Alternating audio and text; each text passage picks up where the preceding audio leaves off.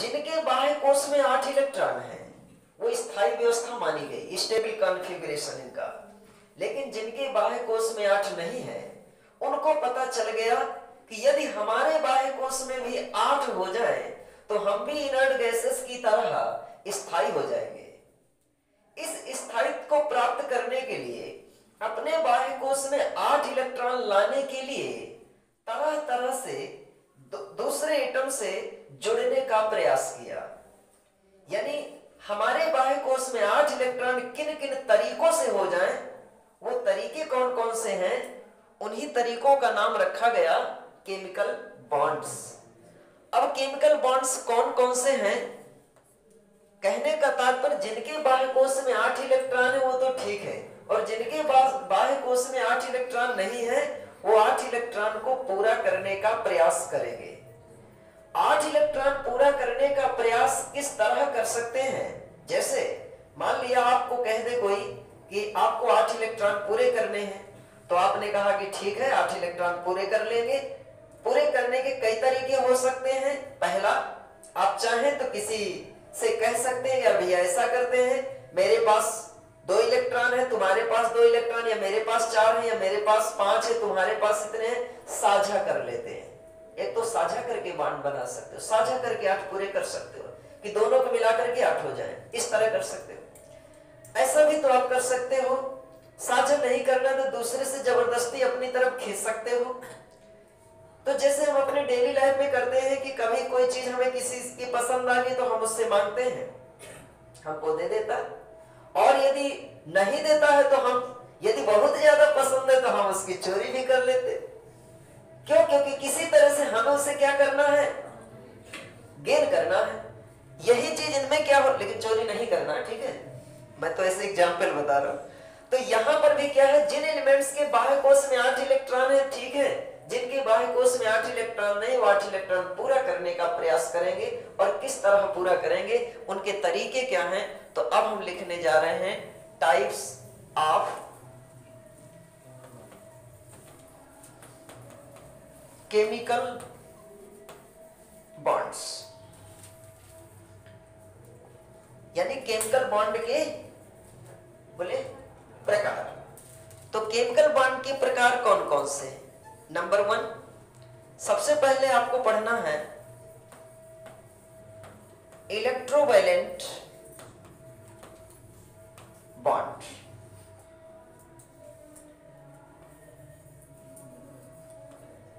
Electrovalent bond. दूसरा आपका क्या है,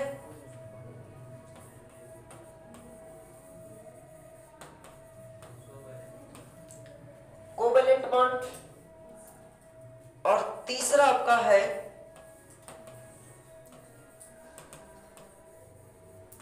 कोऑर्डिनेट बॉन्ड।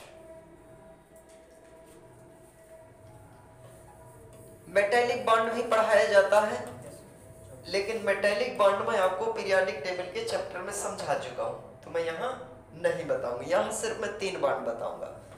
मेटेलिक बॉन्ड, ठीक है,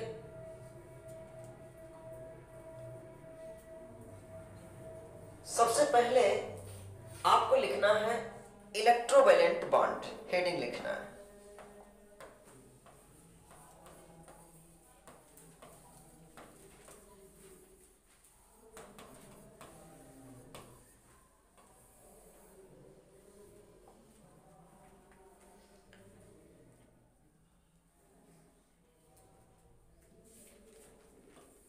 हिंदी इसकी क्या होगी, वैद्युत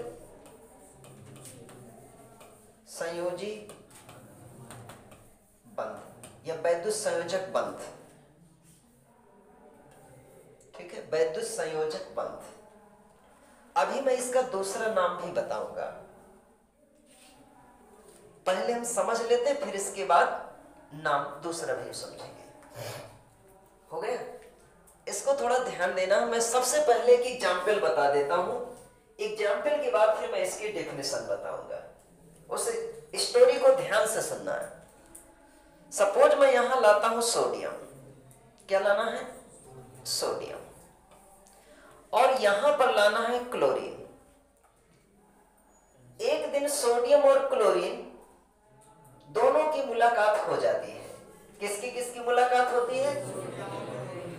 सोडियम के बाह्य कोश में आप देखते हैं कि 1 इलेक्ट्रॉन है, क्लोरीन के बाह्य कोश में 7 इलेक्ट्रॉन है। मान लीजिए सोडियम मॉर्निंग वॉकिंग में निकला, क्लोरीन भी मॉर्निंग वॉकिंग में पहुंचा और रास्ते में इन दोनों की मुलाकात होती है। ठीक है, रास्ते में सोडियम ने क्लोरीन से कहा, क्योंकि सोडियम को ही रहाइश नहीं पड़ेगी। क्यों नहीं पड़ेगी? क्योंकि उसने अभी पढ़ा।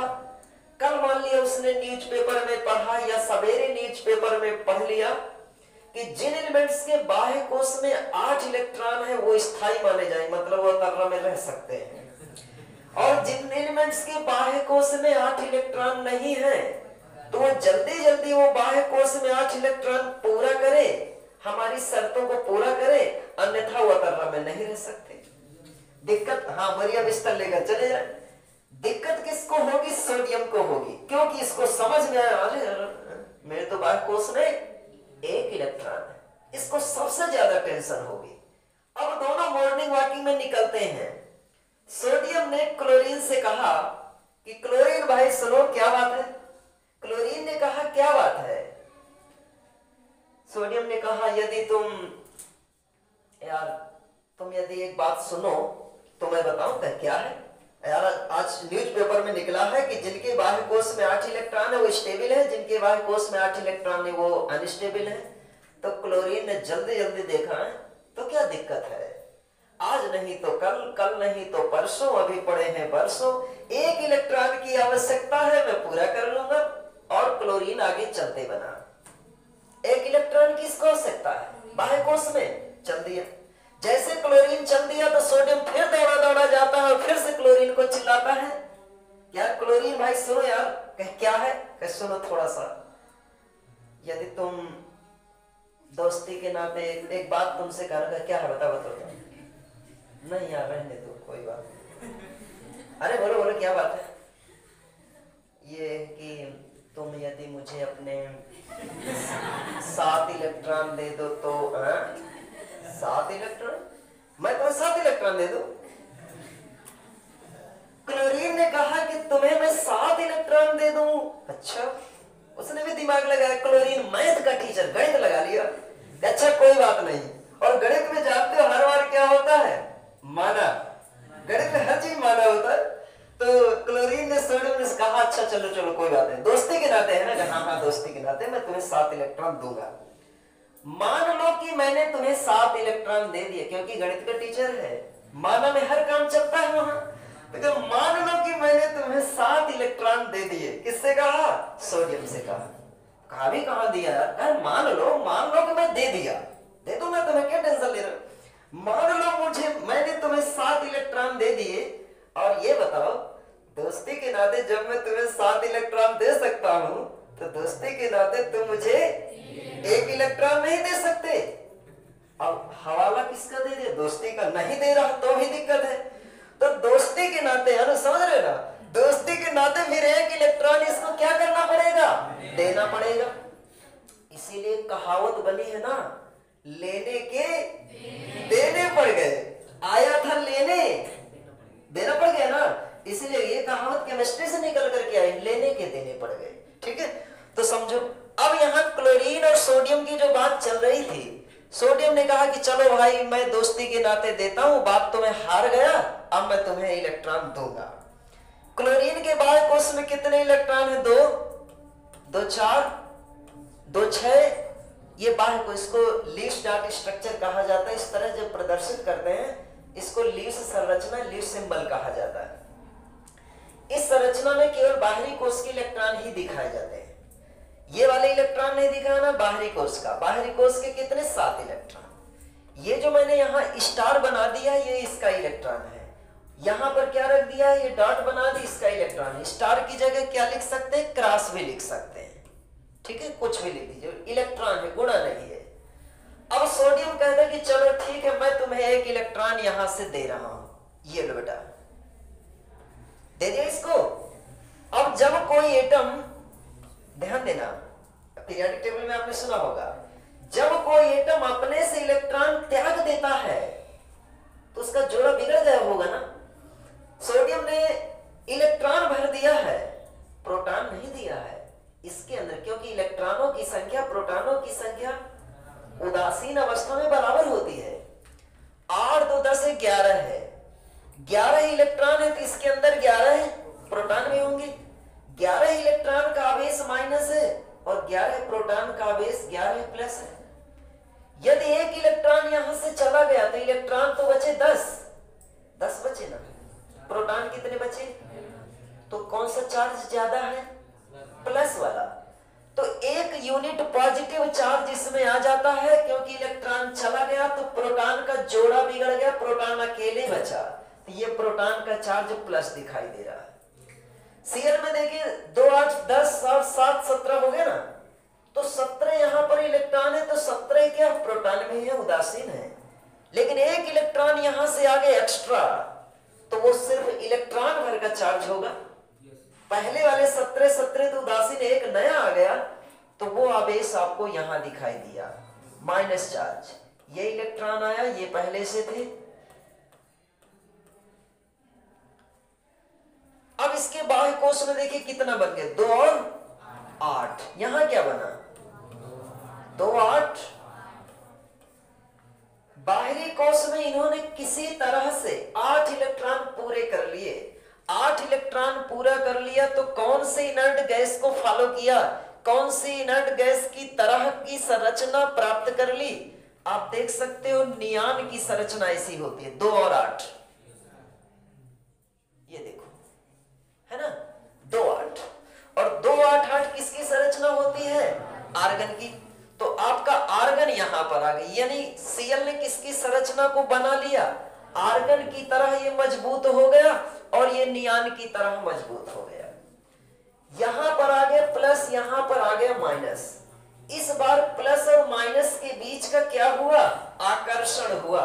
इसी आकर्षण को जब हम प्लस और माइनस के बीच की आकर्षण की बात करते हैं तो ऐसे आकर्षण का नाम होता है स्थिर वैद्युत आकर्षण बल, इंग्लिश में इलेक्ट्रोस्टैटिक फोर्स।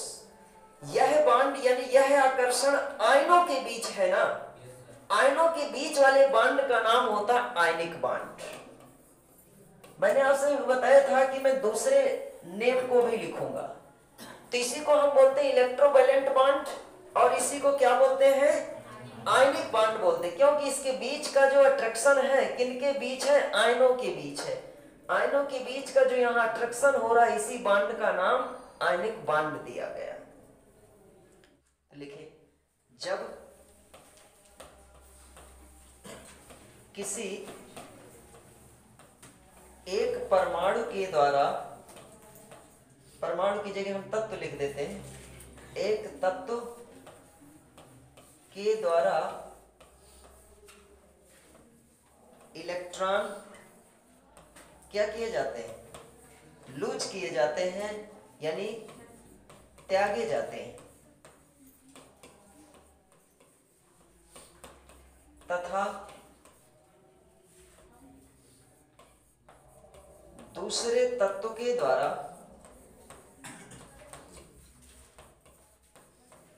इलेक्ट्रॉन क्या किए जाते हैं? इलेक्ट्रॉन ग्रहण किए जाते हैं।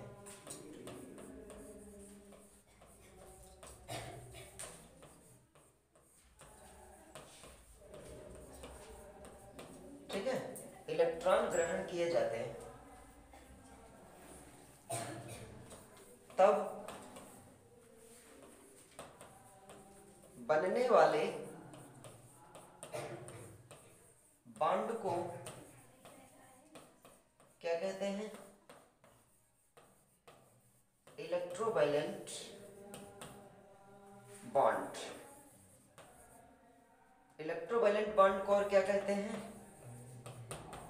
आयनिक बॉन्ड कहते हैं। ठीक है, अब इसी में कभी कोई ऑब्जेक्टिव क्वेश्चन आता है तो शब्दों का थोड़ा सा हेरफेर हो जाता है। शब्द ऐसा भी दिया जा सकता है कि ऐसा बॉन्ड जो इलेक्ट्रॉनों के ट्रांसफेरेंस के द्वारा यानी इलेक्ट्रॉनों के स्थानांतरण के द्वारा बनता है। ठीक है, ब्रैकेट में लिख देता हूं,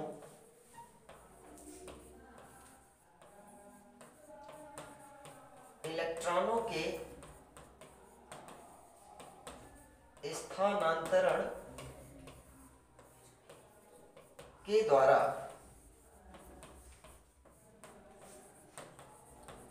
बनने वाला बॉन्ड होता है ये। ठीक है, नोट कर लिया सबने?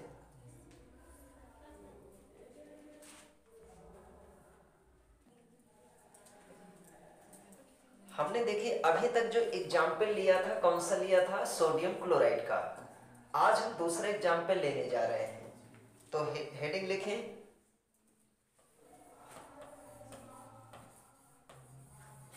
Formation of MgCl2। अब MgCl2 का निर्माण कैसे होगा ये हमको देखना है। ठीक है, सबसे पहले हमको इनका कॉन्फ़िगरेशन करना है। तो हम यहां पर रख देते हैं Mg। Mg का कॉन्फ़िगरेशन क्या होगा? 282 होता है। यहां पर मैंने रख दिया Cl, इसका कॉन्फ़िगरेशन 287 होता है। इसको ध्यान से सुनिएगा, क्या बताने जा रहा हूं मैं? MgCl2 बताने जा रहा हूं। अब MgCl2 का जब हम स्ट्रक्चर या फार्मूला ये फॉर्मेशन करने लगे तो हमने देखा 282 है और यहां पर 287 है। Mg ने मान लिया Cl को इनवाइट किया कि तुम आ सकते हो, मेरे साथ बॉन्ड बना सकते हो, या Cl मान लिया Mg के पास गया कि मुझे तुमसे बॉन्ड बनाना है। Mg ने कहा कि ठीक है, मैं तुमसे बॉन्ड तो बना सकता हूं, लेकिन मेरे बाह्य कोश में कितने इलेक्ट्रॉन हैं? मतलब मेरी कैपेसिटी है, मैं 2 इलेक्ट्रॉन लूज कर सकता हूं, क्योंकि अभी तक हमने पढ़ा कि एक एलिमेंट के द्वारा इलेक्ट्रॉन लूज किए जाते हैं और दूसरे एलिमेंट के द्वारा इलेक्ट्रॉन ग्रहण किए जाते हैं। तो Mg की प्रवृत्ति है इलेक्ट्रॉन लूज करने की, त्यागने की। अब हम शर्त इसकी देखेंगे कि कौन से एलिमेंट इलेक्ट्रॉन लूज कर सकते हैं। तो Mg मान लिया इलेक्ट्रॉन लूज करना चाहता, उसने कहा कि मैं 2 इलेक्ट्रॉन त्याग सकता हूं। Cl आया, Cl कहता है कि नहीं, मैं तो तुम्हारे साथ यदि बॉन्ड बनाना चाहूं तो क्या मैं बना सकता हूं? मैग्नीशियम ने कहा कि हाँ बॉन्ड बना सकते हो, मेरे पास 2 इलेक्ट्रॉन त्यागने की क्षमता है, यदि तुम्हारे पास 2 इलेक्ट्रॉन ग्रहण करने की क्षमता है तो बना सकते हो। Cl ने कहा नहीं, मैं 2 इलेक्ट्रॉन तो नहीं ग्रहण कर सकता। तो फिर मैग्नीशियम ने कहा कि कोई बात नहीं, यदि तुम 2 इलेक्ट्रॉन नहीं ग्रहण कर सकते हो तो तुम मुझसे बॉन्ड नहीं बना सकते हो। Cl ने कहा कोई बात नहीं, तुम यहीं रुके रहना, परेशान मत होना, मैं अभी अपने मामा के लड़के को लिवा के लाता हूं और तुम्हारे साथ बॉन्ड जरूर बनाऊंगा। क्या ठीक है। अब देखो मामा के लड़के को लिवा लाया, Cl यहां हो गया ना, तो एक Cl कहता मैं तो 1 इलेक्ट्रॉन गेन कर पाऊंगा, मामा के लड़के को लिवा लाया यहां, ये कहता है 1 इलेक्ट्रॉन मैं ग्रहण कर लूंगा। अब कितना हो गया? 2 8 7। अब Cl कितने हो गए? 2।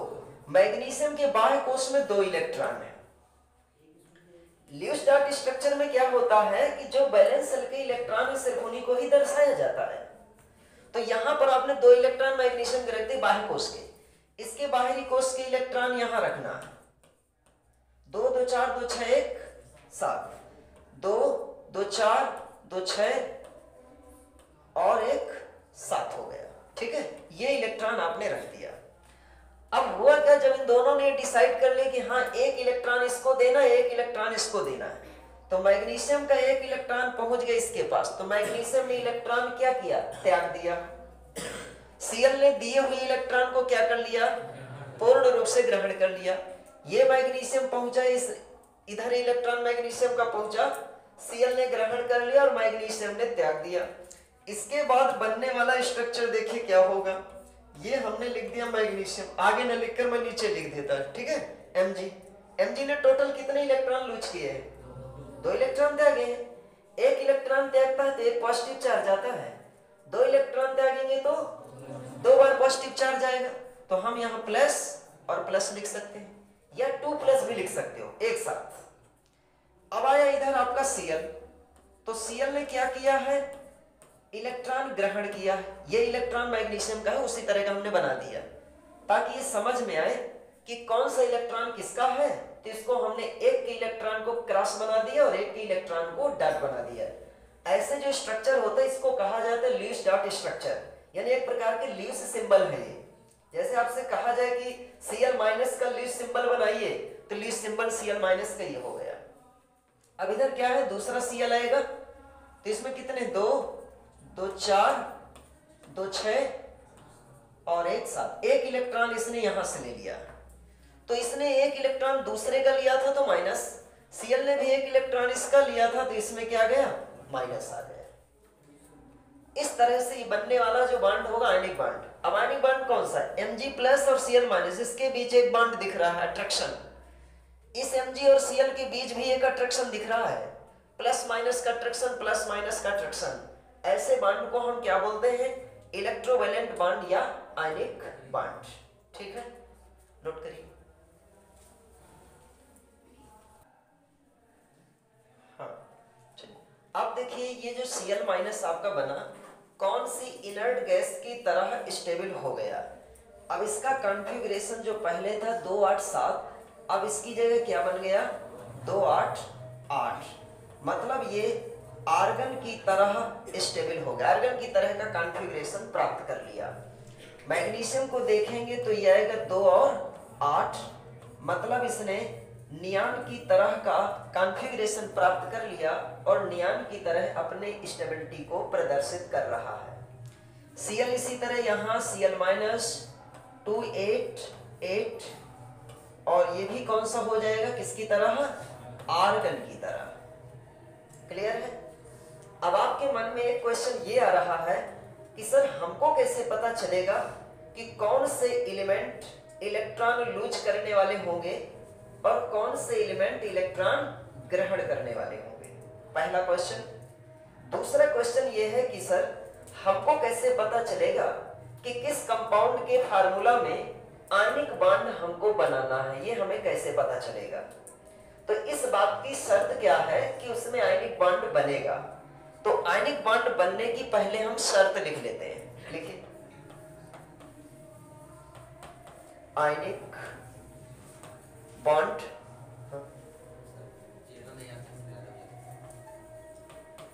की शर्त,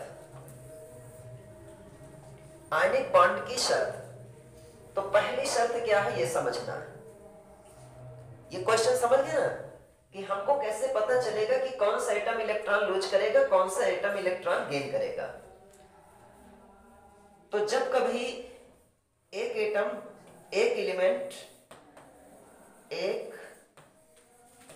एलिमेंट मेटल हो और दूसरा क्या हो, नॉन मेटल हो, तो आयनिक बॉन्ड बनेगा। नॉन मेटल हो, ठीक है, तो आयनिक बॉन्ड बनेगा। एक मेटल हो और दूसरा क्या हो, नॉन मेटल हो। ये आप जब मेटल और नॉन मेटल दोनों को लिख रहे हैं तो पहला एटम क्या होना, पहला एलिमेंट जो रखा वो मेटल है, दूसरा एलिमेंट क्या है, नॉन मेटल है। अब इसकी कंडीशन एक और हम देख लेते हैं इलेक्ट्रॉनिक कॉन्फ़िगरेशन के थ्रू। तो जो मेटल होता हमेशा इलेक्ट्रॉन त्यागेगा, मेटल क्या करेगा, इलेक्ट्रॉन त्यागेगा, तो वो बाद में लिख लें, पहले कंडीशन एक और लिख लेते हैं। एक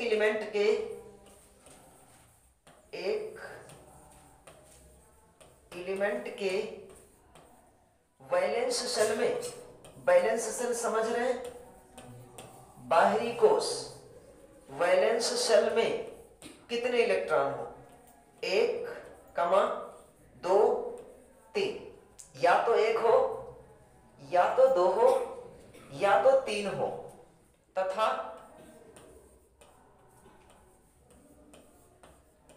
दूसरे एलिमेंट में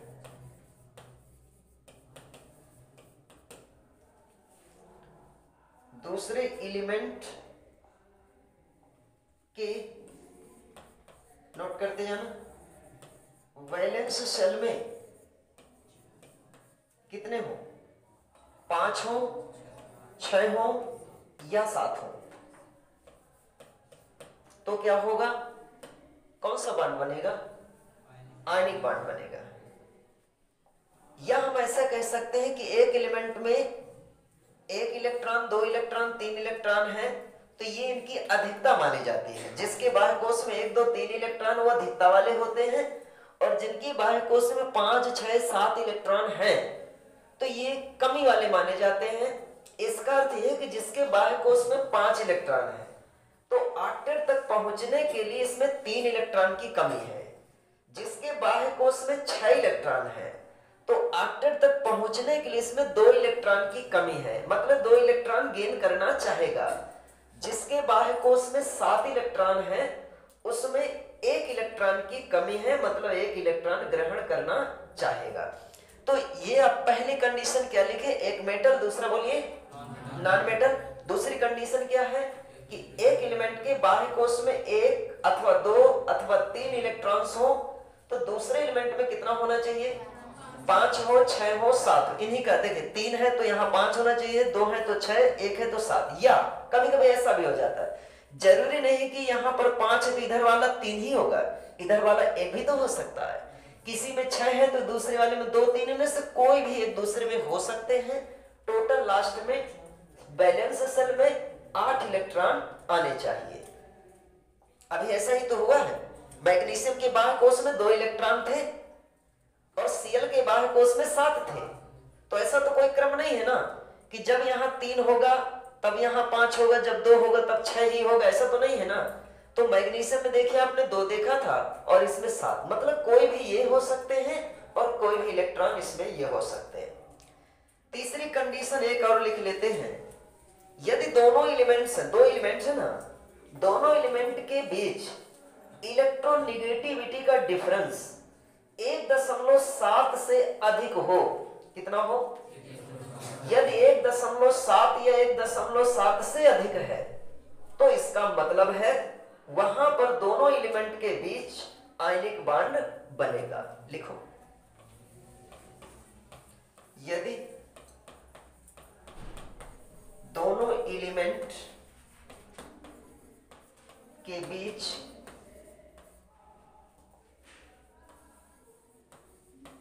इलेक्ट्रो नेगेटिविटी का डिफरेंस या तो 1.7 के इक्वल हो या उससे क्या हो, ज्यादा हो, ग्रेटर देन, इक्वल और ग्रेटर देन, ठीक है।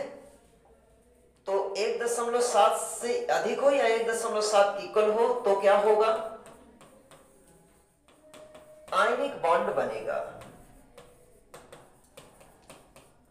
ठीक है। ये इसकी क्या हो गई, शर्त हो गई।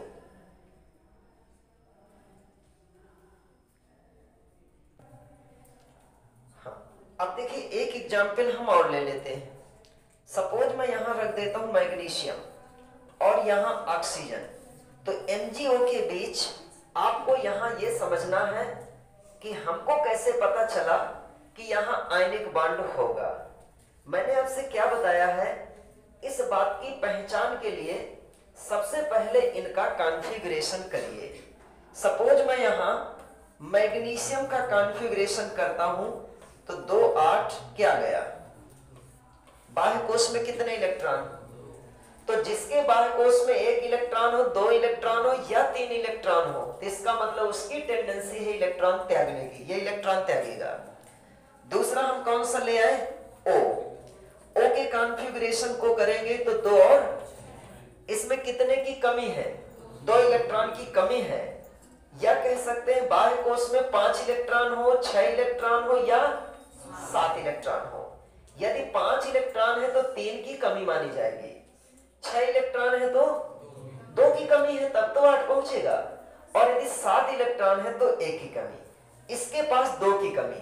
संयोग ऐसा है कि एक एलिमेंट है, 2 इलेक्ट्रॉन त्यागना चाहता है और ये 2 इलेक्ट्रॉन ग्रहण करना चाहता है। इनका हम लीस्ट डॉट स्ट्रक्चर बनाते हैं। इसके पास बाहरी कोश में 2 इलेक्ट्रॉन है इसका लुईस सिंबल क्या बनेगा? 2 2 4 2 6। अब देखिए इस ऑक्सीजन के पास ऐसी कैपेसिटी है कि ये दोनों इलेक्ट्रॉन गेन कर सकता है। तो क्या होगा, इस इलेक्ट्रॉन को भी इसने ले लिया और इसका दूसरा इलेक्ट्रॉन भी इसी के पास चला गया। तो अब आप इधर का स्ट्रक्चर बनाइए, क्या बनेगा? Mg। Mg हो गया और यहां रख दिया हमने O। इसके इलेक्ट्रॉन्स कितने? 2 यहां हैं, 2 यहां रख दिया, 2 यहां रख दिया। ये 2 इलेक्ट्रॉन इसको कहां से मिले? मैग्नीशियम की तरफ से। इस ऑक्सीजन ने कितने इलेक्ट्रॉन गेन किए? जो एटम जितने इलेक्ट्रॉन गेन करता है उस पर उतना ही निगेटिव चार्ज आ जाता है। तो यहां पर कितना माइनस आएगा? 2 बार। यहां प्लस प्लस। अब इसका कॉन्फ़िगरेशन क्या बना? 2 और 8। इसका क्या बन जाएगा? 6 थे, 2 इधर के इलेक्ट्रॉन्स को ले लिया, क्या बन गया? 8 बन गया। किस इनर्ट गैस को फॉलो किया? नियान को। इसने किसको फॉलो किया? नियान को। नियान की तरह ये भी स्टेबल हो गया। और सब चाहते हैं कि जैसे इनर्ट गैसेस में ऑक्टेट कंप्लीट होता है तो हमारा भी ऑक्टेट कंप्लीट हो जाए, हम भी उनकी जैसे बन जाए। ठीक है, नोट कर लीजिए।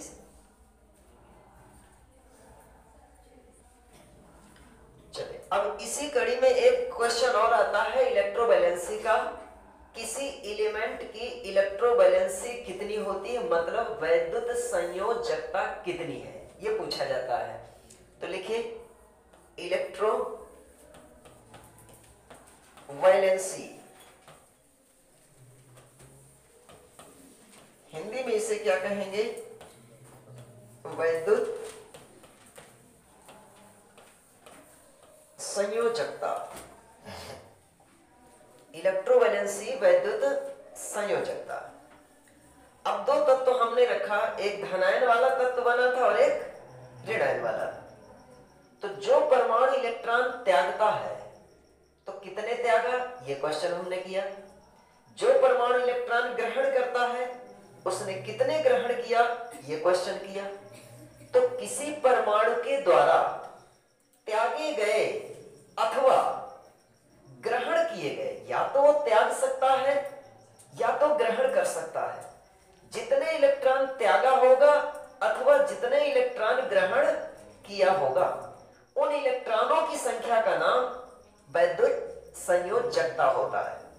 जैसे मैग्नीशियम ने कितने इलेक्ट्रॉन त्यागा, तो मैग्नीशियम की वैद्युत संयोजकता 2 या उसकी संयोजकता भी कह सकते हैं 2। Cl ने कितने इलेक्ट्रॉन ग्रहण किया? Cl ने 1 ग्रहण किया था, तो Cl की वैद्युत संयोजकता कितनी हो गई? 1 हो गई। तो लिखिए किसी तत्व के द्वारा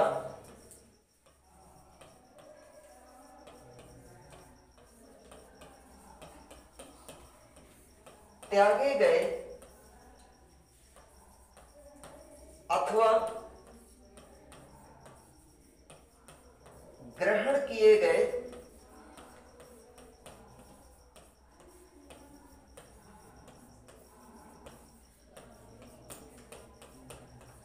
इलेक्ट्रॉनों की संख्या को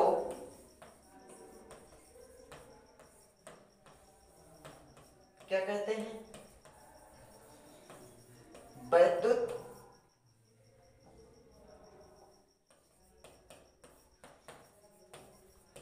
संयोजकता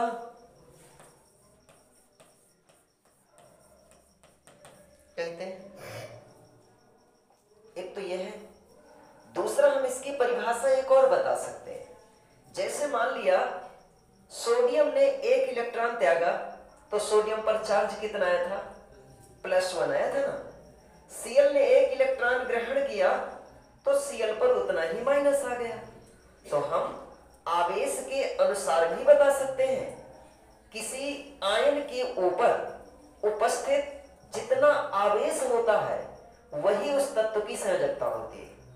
जैसे सोडियम का आयन है Na+, तो Na के ऊपर एक ही पॉजिटिव चार्ज आ गया, यही आ सकता है।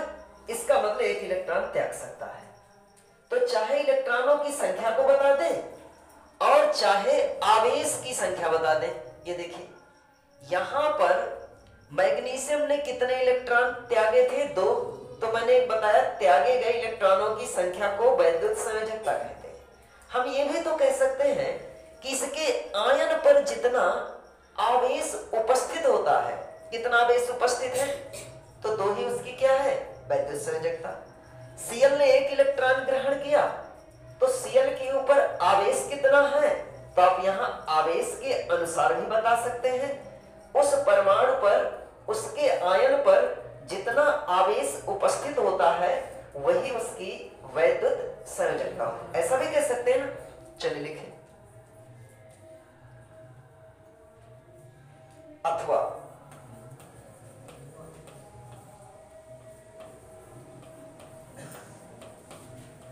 किसी तत्व के आयन पर उपस्थित